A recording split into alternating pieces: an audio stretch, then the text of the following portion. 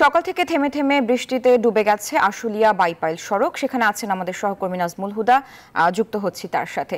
নাজমুল, বৃষ্টিতে সাভারের সড়কের অবস্থা কেমন দেখছেন? সড়কে পানি জমায় জনদুর্ভোগ কতটা বেড়েছে আমাদের জানাবেন।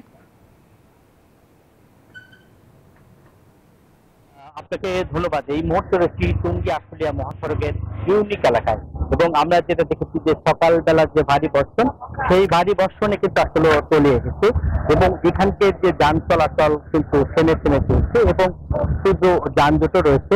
মাত্র 2 কিলো সড়কে যে এই যে ভারী বর্ষণে তলিয়ে গেছে সড়কের অবস্থা, আমরা যদি একটু দেখাই যে এখানকার যে পরিবহন এবং ব্যক্তিগত পরিবহন এবং বাস এবং পণ্যবাহী যে ট্রাক, সেগুলো কিন্তু আসলে নষ্ট হয়ে যাচ্ছে। এইভাবেই আসলে ধাক্কায় কিন্তু চেষ্টা করা হচ্ছে যে চালু করার জন্য, এবং সড়কের যে অবস্থা, সড়ক কিন্তু বেহাল অবস্থা, এবং এখানকার সড়কের প্রচুর দুর্ভোগ। এই দুর্ভোগের মধ্যে কিন্তু এখানকার পোশাক শ্রমিক, তাদেরকে কিন্তু এই জীবনের ঝুঁকি নিয়ে আসলে চলতে হয়।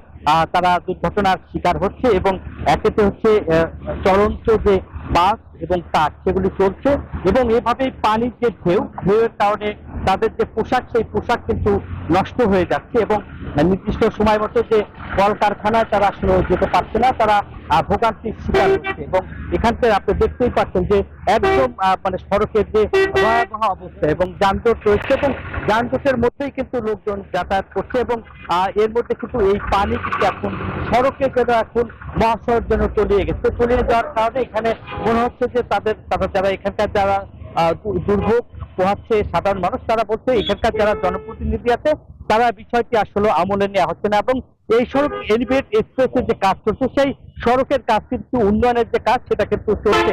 এই ছিল আমার কাছে টুঙ্গি আশুলিয়া মহাসড়কের সড়কে পানি উঠে যাওয়ার সর্বশেষ খবর। ফিরে যাচ্ছি স্টুডিওতে।